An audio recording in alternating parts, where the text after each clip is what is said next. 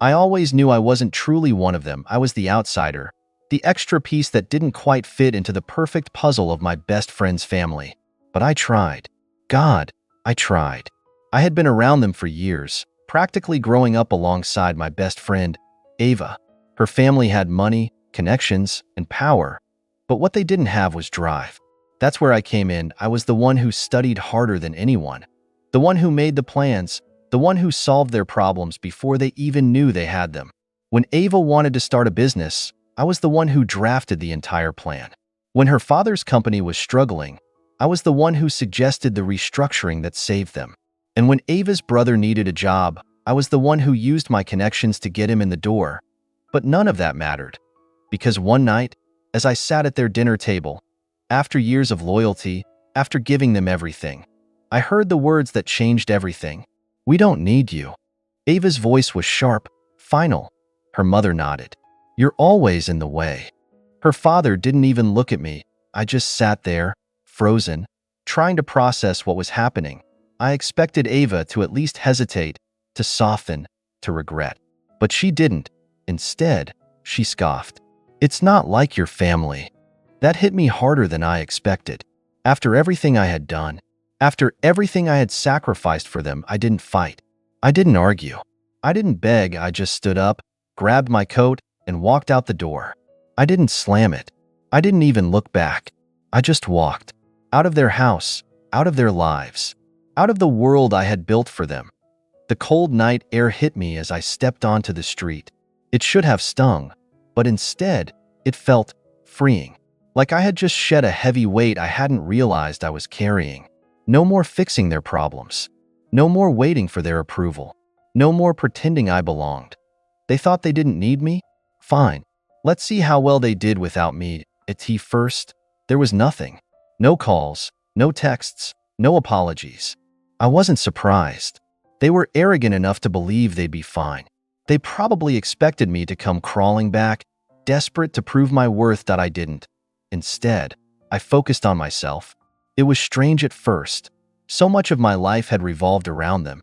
I had spent years making sure Ava's business ideas were profitable, keeping her from making reckless mistakes. I had helped her father restructure his company when it was on the verge of collapse. I had even connected her brother to his first real job. But now I had time for my plans. The ones I had shoved aside because they had always needed something from me. Meanwhile, things started shifting in their perfect little world. Ava had always been the face of the business, but she had never been the brains. That had been me. Without me handling the numbers, the logistics, the strategy, things started slipping. At first, they didn't notice. Profits dipped slightly, nothing major, nothing alarming. Then the mistakes started piling up. Deals fell through. Investors got nervous. Ava had never been good at crisis management, and now, without me cleaning up her messes, she was drowning. Her father's company wasn't doing any better. He had always relied on my advice more than he realized. When I was around, I had subtly steered him away from bad decisions, pointed him toward the right opportunities. Now, he was blindly throwing money at problems he didn't understand. IT was slow, gradual, a tiny crack in a glass window, spreading wider with each passing day that I watched from a distance, not saying a word. They had made it clear they didn't need me, so I let them fall, and then, after weeks of silence, the first missed call appeared on my phone. I ignored it. Then another, and another. It wasn't just Ava. It was her father, her mother, even her brother. They weren't doing fine. Not at all. And now, they wanted me back. But I had already started building something of my own. Something far bigger than anything they had ever imagined. And when they finally reached out again, truly desperate, I was going to laugh. The missed calls kept coming. At first, I ignored them. Let them sit there, unanswered, just like they had left me that night. But as the days passed, the desperation became obvious. The calls turned into voicemails, then texts. "Hey, I think we should talk." Ava's first message was casual, almost hesitant, as if she was trying to pretend nothing had happened. I left her on read. Then came her mother. "I know things were said that night, but we're still family. We should sit down and work this out." That one almost made me laugh. Family? Now they wanted to play that card. Her father's text was the most telling. I need your advice. Call me when you can. So that was it. They didn't miss me. They missed what I did for them. I scrolled through the messages, taking my time. There was no rush. I already knew what was happening. Ava's business was floundering. Her father's company was on shaky ground. They had pushed me out, convinced they didn't need me, and now they were scrambling because they had no idea how to fix what was falling apart. IT must have been killing them to reach out. I let them wait a little longer. While they were falling, I had been rising. With all the time and energy I had wasted on them, I had built something for myself instead. The ideas I had put aside, the opportunities one had handed to them instead of taking for myself, I reclaimed it all. I had started small, carefully, making connections, making moves. But unlike them, I knew what I was doing. And now? Now I was on the verge of something huge. That was when Ava finally broke point one night. After weeks of ignored calls, my phone lit up with a new message. I stared at Ava's message, letting the weight of it sink in. Please, we need you. Not I need you. We. Her whole family must have been panicking. Good that I didn't reply. Not yet. Instead, I went out for a walk, letting the cold night air clear my thoughts. Just a few months ago, I would have rushed to fix everything, to save them from their own incompetence. That was who I used to be, the person who cleaned up their messes, the one they could discard when it was convenient. Not anymore. By the time I got home, I had another voicemail. I pressed play.at first. There was just silence, then a shaky breath. Hey, it's Ava. Her voice was softer than usual. I know you're probably mad, and I don't blame you, but things have been hard. A pause. I messed up. We all did. She hesitated, as if expecting me to jump in, but of course, I wasn't there to save her this time. The business isn't doing well, she finally admitted, her voice cracking. I thought I could handle it, but everything's a mess. The investors are pulling out. We're losing money every day, and she took a sharp breath. Dad's company isn't any better. He tried to fix things, but I guess he didn't know how much of it was you. There it was. The truth. They had underestimated me. They thought I was replaceable, and now they were drowning without me. Look, she continued, her voice thick with desperation. I know we hurt you. I know we said things we shouldn't have. But can we just start over? Fix this? Together? Together. Like I was supposed to forget how they threw me away. I let the voicemail play to the end, then deleted it. The next morning, I got a call from an unknown number. Against my better judgment, I answered. Ava's father. His voice was steady, but there was an edge to it. Tension, frustration. We need to talk. I smirked. Now he wanted to talk? Oh. I said casually. I thought you didn't need me. There was a pause. A long one. I could almost picture his jaw tightening, his pride clashing with his desperation. I was wrong, he admitted, voice strained. We all were. I let the silence stretch, long enough for him to feel it, long enough for him to understand that this conversation wasn't on his terms. Then I laughed. A low, amused chuckle. You were wrong? I repeated slowly, like I was trying out the words for the first time. No kidding. And what exactly were you wrong about? He hesitated, just for a second. That tiny pause where he realized this wasn't going to be as easy as he thought. About how much we needed you, he said finally. About, he exhaled, like this was physically painful for him to say, about what you did for us. I leaned back in my chair, staring at the ceiling. Funny, I mused, because the last time I checked, you all made it very clear that I was always in the way. He didn't respond. What could he say? We both knew the truth. Tell me, I continued, my voice turning sharper. What exactly changed? What suddenly made you realize my worth? He exhaled through his nose. We're in trouble. I smirked. There it was. No fake apologies. No real remorse. Just a problem they couldn't fix on their own. And now you want me to come save you, I said, my voice ice cold. After throwing me away like I was nothing. It's not like that, he tried, but I cut him off. It is exactly like that. Another silence. Longer this time. He was waiting for me to cave, to offer solutions, to step in like I always did that I didn't. I know you're upset, he said, trying a different tactic, but business is business. You can't tell me you don't care about what we built. I laughed again, sharper this time. We built? Don't insult me. I built it. You all just took the credit. His breathing tightened. If you still care at all, we need you back. Need me back? I repeated, pretending to think. See, that's the thing. I don't need you anymore. The silence on the other end was delicious. But I'll tell you what, I said after a moment. I'm in a good mood today, so I'll make you an offer. I could feel his relief. He thought I was about to save him. I smiled.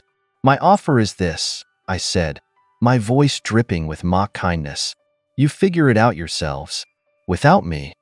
And then, just before hanging up, I added, good luck? I didn't wait for a response. I ended the call. And that was when the real begging started. The messages started flooding in. Ava, her mom, her dad, even her brother, who had never bothered to say 2 words to me before. They were all scrambling now, clawing at any chance to pull me back in. Please, just meet with us. We can work something out. We're willing to make a deal. Pathetic. They had shoved me aside, convinced I was dead weight, only to realize I had been the foundation holding everything up. And now they were watching it all crumble. Powerless to stop it, I let them beg. Ignored their calls. Left their messages unread. Then, 3 days later, I got a new email. Not from Ava. Not from her parents. From their biggest competitor. I grinned as I read it. Apparently, word had gotten out about their unfortunate situation. Investors were backing out. Clients were leaving. People were talking. And this company, the one they had always looked down on, saw an opportunity. An opportunity that involved me. I didn't even hesitate. I scheduled the meeting. And when I walked into that office, they didn't see an afterthought. They didn't see someone in the way. They saw someone who was about to take everything. 2 weeks later, the news broke. The competitor had taken over their biggest contracts, secured their former investors, swooped in like vultures and picked apart what was left of their empire. And leading the charge, me. Ava called again that night. I let it ring, then another, and another. She wasn't giving up this time. I smirked, finally picking up. Yes? You. Her voice was shaking with rage. You did this. Did what? I asked, all mock innocence. You knew they would come for us, she snapped. You let it happen. I leaned back, savoring the moment. Actually, I made it happen. Her breath hitched. She hadn't wanted to believe it. You worked with them? I led them, I corrected. Turns out, I was never in the way. I was the way forward. But you were too stupid to see it. She was silent. Good. Let that sink in. We're ruined, she whispered. You ruined us. I chuckled. No, Ava. You ruined yourselves. I just made sure you felt it. I could almost hear the tears in her voice. Why? That was the funniest part. She still didn't get it. I just hung up. And that should have been the end of it. But people like them, people who took and took until there was nothing left, never knew when to stop.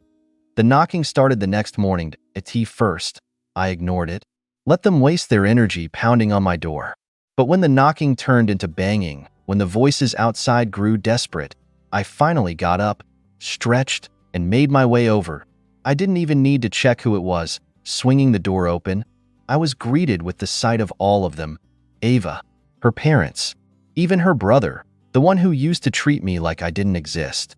They stood there, looking nothing like the arrogant, self-assured people who had once told me I was in the way. Ava's hair was a mess, her eyes puffy like she hadn't slept in days.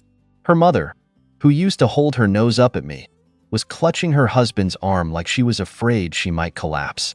And her father, the one who had looked at me with disgust as he told me I was useless, now stood before me looking small. Defeated. It was almost funny. I leaned lazily against the doorframe, pretending to be surprised. Wow, I said, dragging out the word. Didn't expect to see you here. Ava stepped forward first. We need to talk. I arched an eyebrow. About what? You made it pretty clear that I was a burden, remember? Her father sighed, rubbing a hand down his face. We were wrong, he muttered. We should never have pushed you out. I smirked. Yeah, you said that already. I pretended to think. Didn't really mean much the first time. Ava's mother, who had barely acknowledged me before, suddenly found her voice. Please, she said, and I could tell it physically hurt her to say that word to me. You have to help us. Do I? I tilted my head, enjoying how they squirmed under my gaze. We're losing everything, Ava burst out. The company is collapsing. The investors won't even return our calls. And you? She swallowed hard, her voice cracking. You're the only one who can fix this. I let that sit between us for a moment, the desperation in her voice, the absolute irony of the situation. Then I smiled. You're right. Their faces lit up with hope. I leaned in slightly, lowered my voice. Let them think they were about to be saved. And then I shattered it. But I won't. Ava blinked. What? I straightened up, crossing my arms. I could fix this. I could make a few calls, pull a few strings. Hell, if I really wanted to, I could get your company back on its feet tomorrow. Their hope returned, flickering like a dying flame. But I don't want to. Ava's mother gasped like I had slapped her. Her father clenched his jaw. Ava took a shaky step forward. Please, we're begging you. I laughed, short and sharp. That's the difference between us, Ava. I begged you too once. Begged for you to see my worth. Begged for you to treat me like I mattered. And what did you do? She flinched. You laughed. You turned your back on me. You threw me away. Ava's mother tried again. We were wrong. Yeah, I said flatly. You were. Her father, the one who had never even looked at me like an equal, took a deep breath. If you won't help us out of kindness, then, he hesitated, forcing the words out. Then name your price. I tilted my head. My price? He nodded stiffly. Anything, whatever it takes. I looked at them, taking in the sight. They were nothing now. Shadows of the people who once stood tall, who once thought they were untouchable. I could destroy them completely. Watch them fall all the way down until they had nothing left. Or, I smirked. All right, you want my price? They all nodded quickly, eyes lighting up with hope. I stepped closer, dropping my voice so they had to lean in to hear me. On your knees. Silence. Ava's father went rigid. Her mother's mouth fell open slightly. Ava looked like she had been slapped. You want my help? Then beg for it, I continued. Like I begged you. Like I pleaded when you shoved me out and told me I was worthless. Ava clenched her fists. You can't be serious. I smiled, tilting my head. Then I guess we have nothing left to talk about. I turned to close the door. Ava's father dropped to his knees. I froze, blinking in genuine surprise. Then Ava followed. Then her mother. Then her brother. All of them, kneeling on my doorstep, in front of me. Please, Ava's father gritted out, his pride crumbling before my eyes. We need you. I let the silence drag. Let them sit there in their humiliation. And then, with a slow, cruel smirk, I closed the door in their faces. Let them sit in their own failure. Let them feel what it was like to be powerless. It was quiet now. The phone had stopped buzzing with desperate calls. The doorbell wasn't ringing with their pathetic pleas. There was no more noise, no more pressure, just the calm stillness of a world that had finally balanced itself. I had done what I set out to do.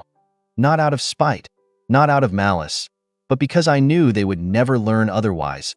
Ava, her family, they had all thought they could walk all over me. They had convinced themselves that I was the weak one, the one who didn't matter. But the truth was, I was the only one who saw the bigger picture. I was the one who understood what it took to build something, to create something lasting. And when they cast me aside, they destroyed themselves. I had no sympathy for them. Not anymore. They were a lesson to me, a lesson I would carry with me for the rest of my life. Success, true success, wasn't about just getting by. It was about having the strength to walk away when people didn't see your worth, and to watch them crumble under the weight of their own ignorance. I built something on my own. Without them, I took their rejection and turned it into fuel. I created my empire. A real empire. One they couldn't tear down, one they couldn't even touch now. And now I laugh. Because they came crawling back. asking me to rebuild what they so carelessly destroyed. But what they didn't understand, what they would never understand, is that they had the power to succeed all along. They just didn't see me.